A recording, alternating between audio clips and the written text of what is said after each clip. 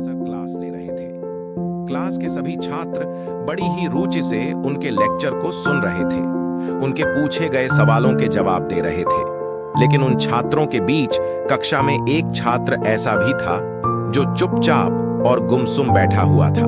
Professor ने पहले ही दिन उस छात्र को नोटिस कर लिया, लेकिन कुछ नहीं बोले।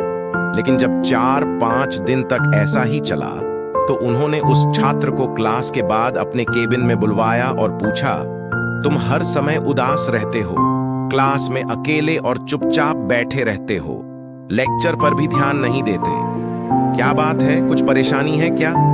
सर, वो छात्र कुछ हिचकिचाते हुए बोला, मेरे अतीत में कुछ ऐसा हुआ है जिसकी वजह से मैं परेशान रहता हूं, समझ नहीं आता क्या करूं।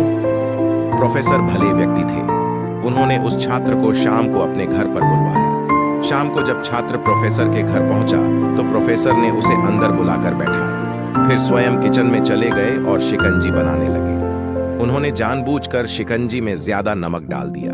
फिर किचन से बाहर आकर शिकंजी का गिलास छात्र को देकर कहा, ये लो, शिकंजी पियो। छात्र ने गिलास हाथ में लेकर जैसे ही एक घूंट लिया, अधिक नमक के स्वाद के कारण उसका मुंह अजीब सा बन गया। यह देख प्रोफेसर ने पूछा, क्या हुआ, शिकंजी पसंद नहीं आई?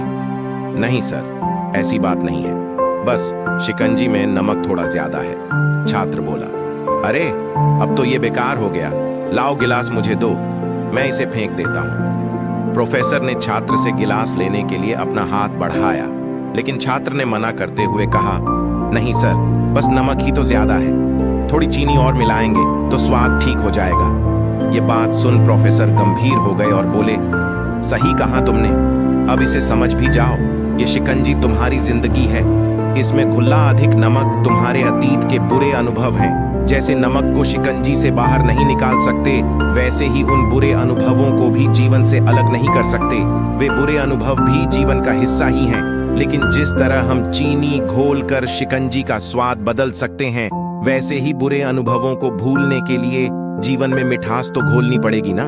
इसलिए मैं चाहता हूं कि तुम अब अपने जीवन में मिठास घोलो। प्रोफेसर की बात छात्र समझ गया और उसने निश्चय किया कि अब वह बीती बातों से परेशान नहीं होगा।